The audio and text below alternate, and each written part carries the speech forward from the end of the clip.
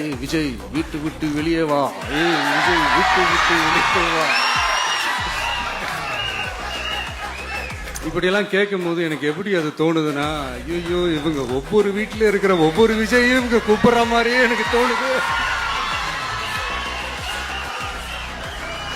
அப்படிதான் எனக்கு தோணுது. அதனால பொறுங்க பாஸ், வருவாங்க, முறையா வருவாங்க.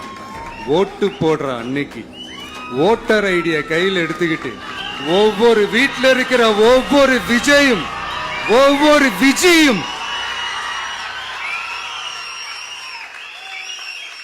பூத்து பூத்தா காலையிலேயே வந்து நிப்பாங்க பாருங்க. அன்னைக்கு தெரியும் பாருங்க, ஏண்டா இந்த விஜய கூப்பிட்டோம்னு.